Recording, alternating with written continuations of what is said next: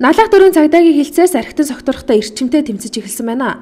Учир нь төс дуурагт архитан согтурл хундаагаар үйлчлдэг худалдаал үйлчлэгээний газар болон хүнсний дэлгүүр байх ёстой хэмжээнээс даруй 10 дахин ихсээд байгаа юм байна.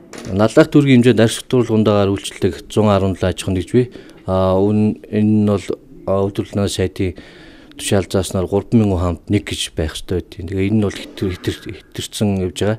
Мөн иргэд олон хэвлэл мэдээллийн хэрэгслэр налах дүүрэгт бүгд найрамд хятад ард улсын иргэд олноор ирж ажилтгаас тэд архитан согтуурч гэмт хэрэг зөрчилд өртөх нь харьцангуй их байдаг гэж мэдээлдэг. Энэ талаар налах дүүргийн цагдаагийн нислэгчээс тодрууллаа. Дүүргийн хэмжээнд бол одоо яг хятадын 12 тоолхны үйлдвэр үйл ажиллагаа болдог. Гэтэ энэ үйл ажиллагаа болохдаа улирлын чанартай зөвхөн 100 намрын үйлдвэр үйл ажиллагаа болдог. Тоолхны үйлдвэрд ажилтдаг дээр хятадын гэдэг нь бол бас нэг гэмт хэрэг толгойдох нь бол харьцангуй гайгүй байдаг. Тэр тоолхны үйлдвэрд ажиллаж амьдарч байгаа Монгол иргэд маань өөрсдөө бас харьцагтууны ундаа холбогдох тийм асуудал төрчлүүд их гардаг.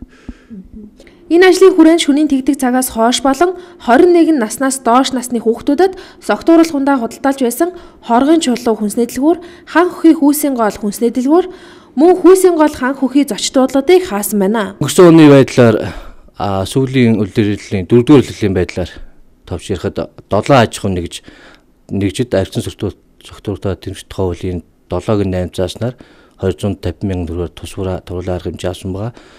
Он гараад бол энэ арга хэмжээ маань үргэлжлэн ер нь бол бид нэр бол урд нь торгуулийн арга хэмжээ өнгөрдөг байсан бол цаашдаа бол тэгээ бага насны төгрөгөө 21 нас хүрээгүй хүнд архитан согтуурал ундаагаар үйлчилсэн зөвчл гаргасан тийм аж ахуйн нэгжийг бол тусгай зөвшөөрлийн туслах саналаа зөвх байгуулалтын шийдвэрж ажиллах болно.